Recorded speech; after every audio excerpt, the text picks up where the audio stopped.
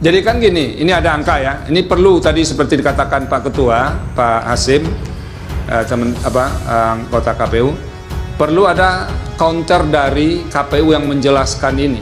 Kalau nggak ada, itu ada sisi gelap di situ yang nanti bisa menimbulkan kecurigaan.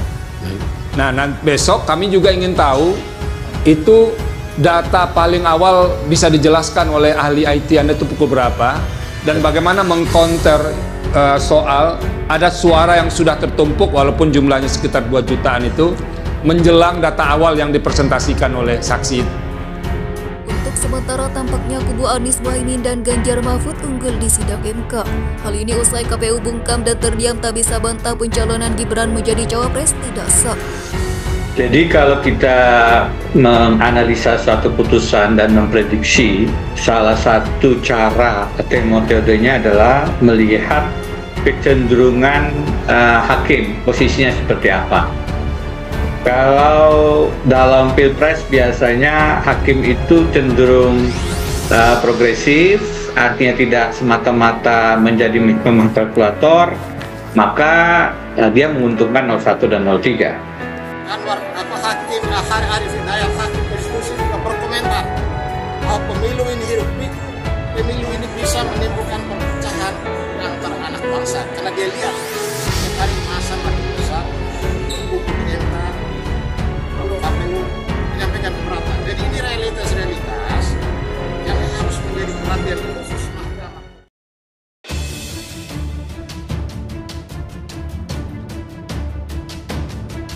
Kubu Anies dan Ganjar bersatu, KPU terdiam tak bisa bantah pencalonan Gibran tidak sah. Untuk sementara tampaknya kubu Anies Mohaimin dan Ganjar Mahfud unggul di sidang MK. Hal ini usai KPU bungkam dan terdiam tak bisa bantah pencalonan Gibran menjadi cawapres tidak sah.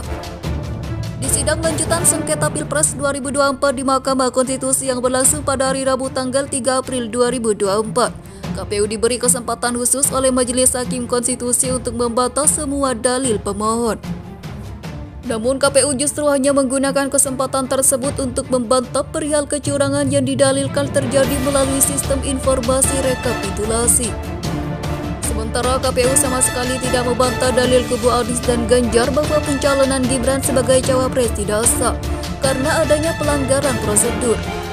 KPU bungkam terkait soal dalil pencalonan Gibran tidak sah di sidang MK. Hal ini membuat kubu Anies dan Ganjar merasa di atas angin usai sidang.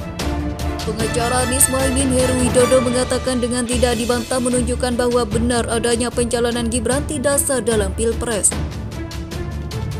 Pengacara Ganjar Mahfud Magdir Ismail juga menegaskan bahwa petitum atau gugatan mereka agar Gibran didiskualifikasi karena pencalonannya tidak sah tidak dibantah sama sekali oleh KPU RI dalam sidang hari ini.